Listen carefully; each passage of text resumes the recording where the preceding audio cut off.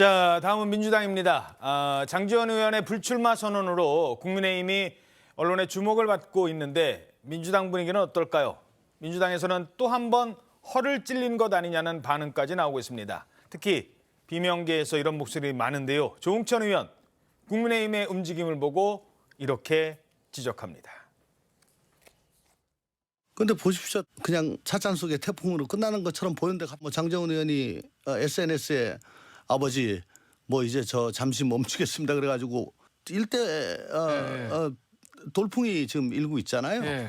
한순간에 이게 뭐 어떻게 될지 모르는 겁니다. 아. 예, 정치란 것이. 예. 저는 큰일 났다. 민주당 네. 입장에서는 장제원 의원이 어쨌든 이제 극적인 효과가 실제로 뭐 나는 것 같고 우리도 쇄신해야 되는데 우리도 인적 카드 뭔가 불출마할 사람들이 있을까? 우리도 저렇게 드라마틱하게 불출마할 사람이 있을까? 그 지점인 것 같습니다. 한국일보 사면부터 보시죠. 장제원 불출마에 허를 찔린 민주당. 혁신 경쟁이 급한데 점점점. 자, 서로 때리기만 하고 있어요. 여당 때리기만 하고 있다는 겁니다. 일단 민주당의 공식 반응은 이렇습니다. 장제원의 불출마를 애써 평가절하하고 있습니다. 어떤 얘기가 나오냐? 빈자리에 결국은 검사들 오는 거 아니냐? 빈자리에 결국은 다른 윤핵관 오는 것 아니냐? 윤핵관, 윤핵검 안 칠 것이다. 이렇게 비판을 하고 있는 겁니다. 약간은 좀 깎아내리려는 듯한 분위기인데 민주당의 이런 비판 어떻게 보십니까? 민주당은 저런 입장일 수밖에 없겠죠. 무섭겠죠. 그게 왜 그러냐면 제가 이제 그 4년 전 총선도 사실 지도부로서 이제 치르면서 여러 가지 상황을 맞닥뜨려 봤는데요. 예. 결국 총선에 이기려면 국민들이 혁신하고 있다. 어. 그래도 뭔가 노력하고 있구나. 이런 정당이 이겨요. 그렇죠. 결과적으로는 그런 분위기 속에서 뭐 자잘하게 여러 가지가 이제 어떤 효과를 발휘하면서 이기는 거거든요. 그러면 일단은 장제원 의원이 어찌 됐든 뭐 여러 평가가 있든 간에 아무튼 불출마 선언을 했으면 일단 충격이잖아요. 그렇죠. 와 진짜 했네 뭐 이런 느낌이. 그러면 그 다음에 뭐냐면 혁신의 바람이 이제부터 불 거라는 기대감이. 이거는 되게 무서운 거거든요. 기대감이라는 게. 기대감이 이제 막 있어져요. 그럼 언론도 약간 다음은 누구지? 다음은 누구지? 예, 막 예, 이런 예. 거거든요. 그러면 사람들이 약간 흥분을 한다니까요. 그러면 함께 하시는 국민들도 방송을 보면서 그 흥분이 전염이 돼요. 아, 저는 이렇게 해서 이기는 거거든요. 싸움이. 예. 그러면 지금 일단은 장제원 의원이 그래서 장제원 의원이 그런 물꼬를 트면서 얘기한 거예요. 나를 밟고 이겨달라. 그 표현이 그냥 나온 건 아니에요. 저는 장제원 의원의 어저께 그 문건 있잖아요. 본인이 나와서 하는 그 워딩이 예. 굉장히 좋다라는 생각을 솔직히 했습니다. 아. 이런 차원에서요. 그러면 그 다음에 혁신의 이 바람이요. 이걸 국민의힘이 계속 받아서 저는 그 들불처럼 번져야 된다고 생각을 해요. 그러면 국민의힘은 이길 수 있습니다. 근데 이제 그러니까 민주당이 예. 그게 무서운 거예요. 민주당도 뭐 싸움 안 해봤겠습니까? 선거 안 치러봤겠습니까? 그러니까 이 바람을 민주당으로서는 어떤 식으로든 깎아내려야 되고 이 들풀처럼 일어나지 못하도록 막아야 되고 그러니까 여론전을 계속 아마 피게 될 겁니다. 근데 얼마 전에 이제 뭐 새로운 룰 발표하는 거 보면 당원 권리 강화시키고 이른바 개딸들 권리 강화시키고 그리고 뭐 총선에서 현역 의원들 평가할 때 이거 뭐 점수 확 더 낮추고 정량 평가보다는 정성 평가 좀 도입하고 이러면서 지금 민주당이 조금은 더 고민이 깊어질 것 같아요. 당연하죠. 그 내부가 그렇게 쉽지가 않잖아요. 민주당 내부가. 그러니까 당장 비명계는 이걸 가지고 공격할 수밖에 없습니다. 자, 그렇다면 최지원 기자, 민주당의 진짜 내부 분위기는 어떻습니까? 최 기자가 이렇게 쭉 보니면. 실제로 이제 장제원 의원 불출마 선언 카드가 이렇게 나온 것에 대해서는 위기 의식이 분명히 있는 건 맞는 것 같습니다. 우리도 이제 뭔가 움직여야 되는데 그런 혁신 동력을 우리는 과연 그러면 어느 곳에서 가져갈 것인가에 대한 당내 고민이 민주당에서는 지금 있어 보이거든요. 다만 이제 겉으로는 내색하지 못하고 뭐 장의원 불출마도 예견했다. 이미 알고 있었던 일이다. 부산 엑스포 실패하면서 부산 민심이 이렇게 확 떨어진 측면에서 부산 의원이 불출마하는 게 뭐가 이렇게 새로운 일이냐. 이렇게 공개적으로는 뭐 이렇게 비관을 하고, 그러니까 비판을 하고 있지만 예? 내부적으로는 위기론이 분명히 있는데요. 왜냐하면 민주당에서 지금 불출마 선언한 의원이 5손가락 정도밖에 꼽히지가 않습니다. 박병석 의원. 예, 뭐 의장했던 박병석 의원과 의장하고 있는 박병석 의원과 했던 박병석 의원과 우상호 의원이 있고요. 또 오영환, 강민정 이런 초선 의원들에다가 오늘 또 홍성국 의원이라고 원내에서 역할을 했던 초선 의원이 이제 불출마 선언을 했거든요. 예. 그러니까 결국에는 당에서 어쨌든 책임 있는 역할을 했던 중진급 이상의 인물들의 험지 출마 내지는 선당 후사가 보이지 않는다. 근데 이 와중에 또 친명계에서는 반대로 문재인 정부에서 그럼 역할을 했던, 내각에서 역할을 했던 중진계, 그러니까 비명계 중진 이상의 의원들이 나서줘야 되는 거 아니냐 이런 식의 얘기를 하고 있고. 문재인 정부 때 예. 역할했던 분이. 네, 그리고 또 비명계에서는 대표가 먼저 거취를 결정해야 의원들이 또 결정할 수 있는 것 아니냐. 어허. 대표에게 또 공을 돌리고 있고 이런 식으로 또 내부적으로 개파 간의 이 험지 출마나 그러니까 뭐 선당후사 정신을 놓고서 또 갈등을 겪고 있기 때문에 아직은 교통 정리까지도 이루어지지 못하고 있는 상황입니다. 자, 그러니까 저쪽에서는 지금 어찌됐든 장제원 불출마까지 나오니까 그럼 우리 민주당은 누가 하실 건데요? 뭐 대표가 먼저 움직여야 되지 않습니까? 아니죠. 지금 비명계들부터 빨리 아니죠. 그쪽이 지난번에 뭐 문재인 정부 때 다 뭐 이렇게 하셨잖아요.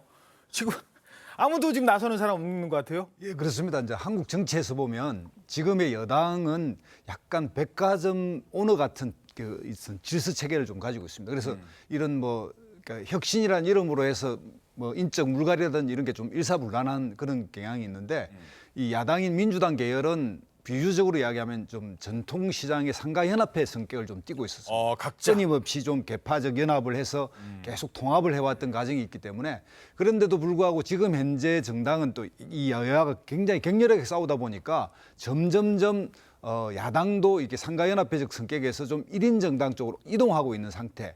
여기에 아주 이제 딜레마가 생기는데 그러니까 이재명 대표를 중심으로 해서 뭉쳐야 한다고 생각하는 친 이재명계와 혁신을 보여라. 대표부터 우선. 그리고 대표가 예를 들면 성남을 벗어나서 가장 쉬운 자리로 갔으니 거기서부터 험지 출마라든지 대표가 좀 앞장서서 이 문제를 이렇게 난간 좀 돌파해야 되지 않느냐 이런 이제 요구가 강하게 나오고 있고요. 정당은 그런데 이게 이제 혁신이라는 이름이 사실은 국민들의 민생과 연결된 정책의 구체적 디테일한 부분 이런 예. 비전 가치를 개선해야 되는데 인적 이런 쇄신으로만 접근하면 암만 해도 야당이 좀 불리하죠. 예, 알겠습니다.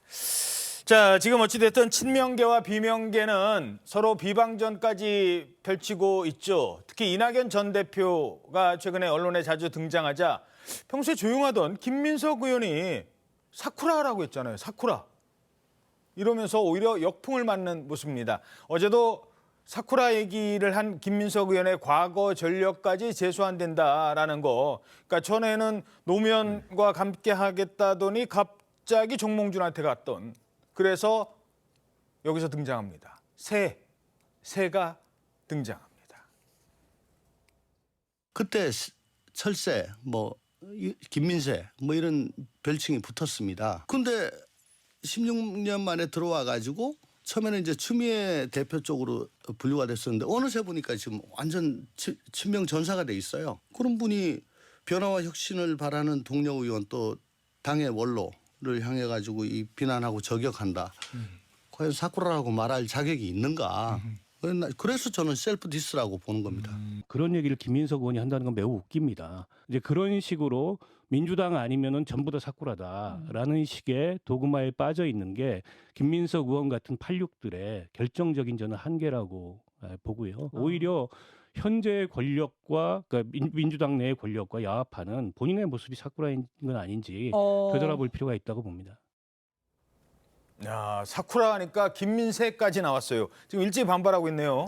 예, 맞습니다. 이 김민석 의원의 또 정치 이력을 보면 그게 더 구체적으로 왜 김민세라고 하는지가 조금 드러나는데 이 김민석 의원 같은 경우에 서울대 총학생회장 출신에다가 이제 전국 학생 대학생 연합회 의장까지 맡았던 이 대표적인 586 운동권 출신입니다. 예. 그래서 이제 DJ계 김대중계를 통해서 정계에 입문을 했는데 2002년에 노무현 당시 이제 대통령 후보가 지지율이 떨어지니까 결국에는 새천년 민주당을 탈당하거든요. DJ의 아들이 민주당을 탈당한 거예요 그때. 예, 그러고선 정몽준 캠프였죠. 국민통합 21로 당적을 옮깁니다.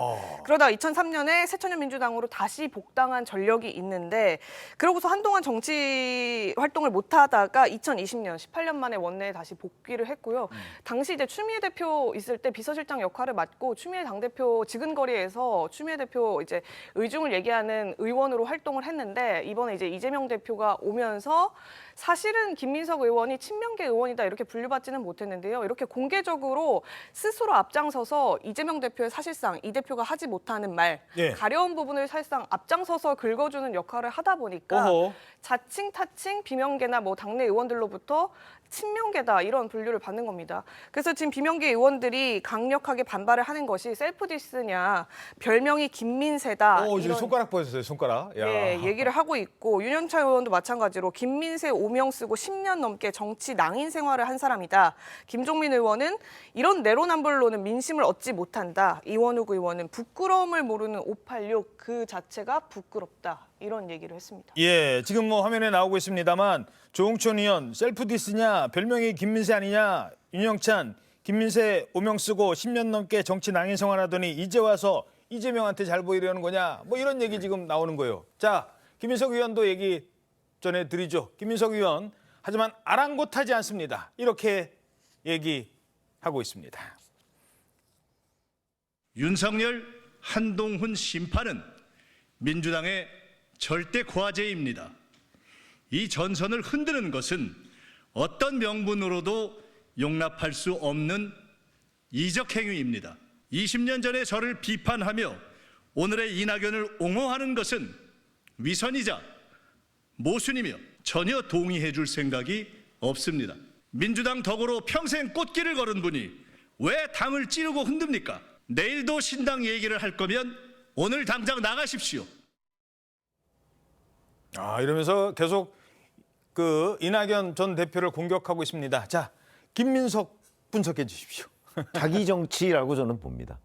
그게 왜 그러냐면 자 이낙연 전 대표가 저런 식으로 해서 만약에 이재명 대표와 이런저런 타협점을 찾아서 지분을 확보하게 되면 그러면 자기 지역구가 불안해지는 거죠. 왜 그렇죠? 이낙연 전 대표의 그 핵심 측근 중에 한 명이 신경민 전 의원입니다.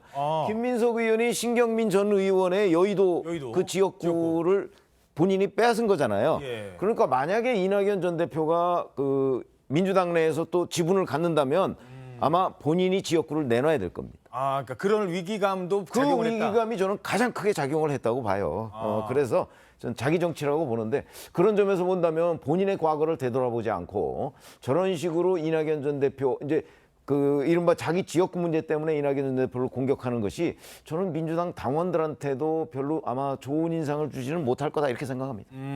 그러니까 이낙연계인 신경민 전 의원이 원래 있던 여의도 그러니까 영등포 이낙연 전 대표가 만약에 그 지역구를 챙겨야 된다면 챙겨야 될 사람 적어도 세 손가락 안에 들어가는 사람이 신경민 전 의원이거든요.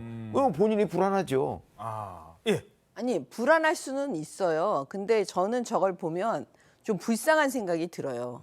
왜냐하면 사실은 그러면 신경민 전 의원과 차라리 경선을 하자는 모습으로 계속 그거에 맞춰서 얘기를 할 수는 있지만 예. 문제는 뭐냐면 그게 불안하다고 해가지고 저렇게 그 운동권 출신의 국회의원들이 정말 바닥까지 저런 모습을 보여주면 국민들께서 이제 국민의힘으로서는 솔직히 말해서 좋습니다. 그 효용이 이제 다 끝났다. 이젠 너무 지겹고 힘들다라는 생각이 들어요. 왜냐하면 다 아시겠지만 송영길 전 의원하고 김민석 지금 의원은 거의 세트로 생각이 들거든요. 예. 뭐 물욕이 없다. 뭐 내가 보증한다. 이렇게 그 송영길 전 대표한테 얘기하신 분이 김민석 의원이거든요. 예. 그래서 제가 볼 때는 좀 불쌍한 생각이 듭니다. 민주당 정치를 쭉 지켜보셨기 때문에 김민석 의원에 대해서도 잘 아실 것 같고 어떻게 분석하십니까? 일단 뭐 개인적인 동기가 좀 작동한 건 틀림없는 것 같은데요.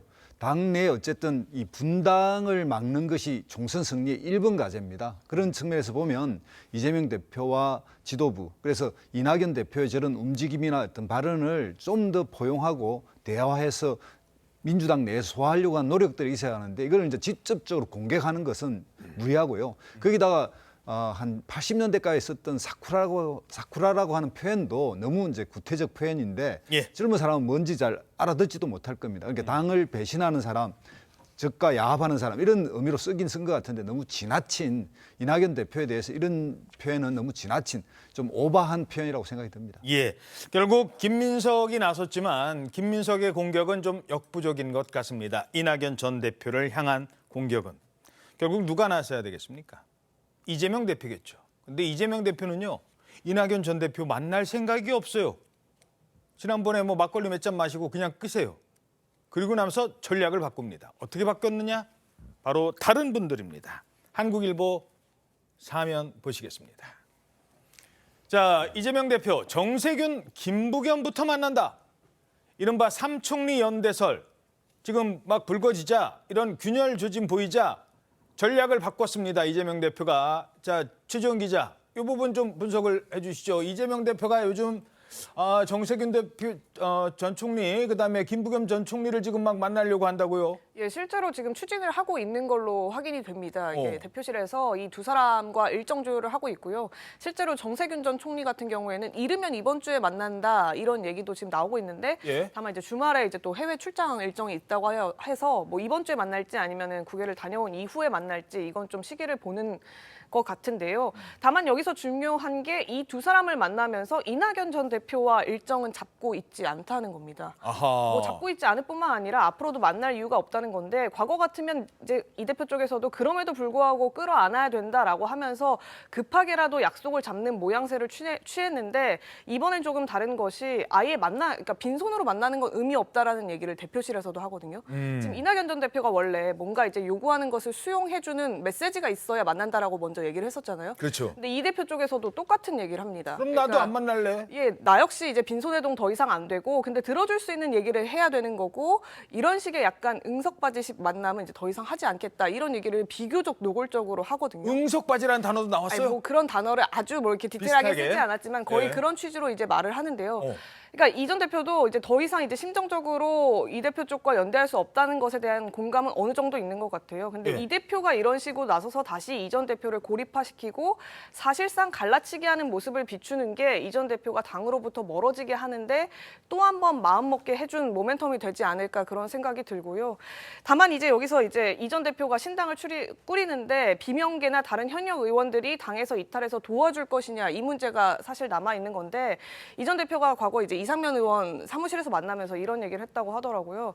원래는 진작에 이제 탈당 나가서 신당을 만드는 거를 미국에서 오자마자부터 고민을 했는데 당내 의원들이 좀 더 기다려보라. 아직은 때가 아닌 것 같다. 오히려 내 주변에 있는 비명계 의원들로부터 그런 얘기를 들어서 더 머뭇거린 측면이 있었다. 이런 얘기를 했다고 하더라고요. 그러니까 사실상 당내에 있는 현역 의원들의 추진 동력도 맞듣지 않은 상황이라는 점이 이 전 대표로서는 현재 가장 큰 고민일 걸로 보입니다. 자, 민주당에서는 이런 생각을 가지시는 분들도 있는 것 같아요. 제가 당 출입할 때였는데 그때 막 정세균 장관, 뭐 이런 분들, 이낙연, 뭐 의원, 뭐 이렇게 잘 나갈 때 이재명 전 대표를 저도 개인적으로 그때 봤습니다. 그때 뭐 하셨냐면 부대변인 하셨어요. 그러니까 주말에 나와서 논평 잠깐 쓰고 기자들이 밥 먹자고 해도 뭐 한두 명 정도 나갈까 말까. 자, 언제 때 이재명인데 지금 민주당을 이렇게 흔들어 놨느냐라고 생각하는 분들, 그러니까 정세균, 뭐 김부겸, 이낙연 이런 분들을 마음을 잡지 않고서는 이재명이 계속 갈 수 없다. 이 위기의식은 가질 것 같아요. 맞습니다. 지금 현재 이제 정통의 민주당의 노선이라는 것이 김대중 대통령과 노무현 대통령을 이어가는 문제인데 이 문제 왜 이런 종리분들이 나섰냐 하면요. 지금까지의 국민과 약속했던 선거법 체제, 그러니까 연동형을 통해서 좀 더 연합정치, 다당제적 질서를 만들려고 하는 이 노력과 이것이 있는데 갑자기 이재명 대표가 이것이 본인한테 좀 유리할 것 같으니까 이걸 백립형으로 국민의힘과 뭔가 야합하려고 하는 거에 대해 반대 성명을 낸 거거든요. 세 분이 다. 그러니까 만나는 건데 사실은 만남의 문제보다 내용, 즉 지금까지의 민주당의 전통 노선을 지키겠다. 그리고 국민의 약속을 지키겠다. 이렇게 하면 해소될 일인데 그 문제를 안 던지고 이낙연 전 대표이자 총리 부분을 좀 분리하겠다. 이런 생각을 가지고 있으면 이 문제는 풀리지 않을 거라고 봅니다. 예.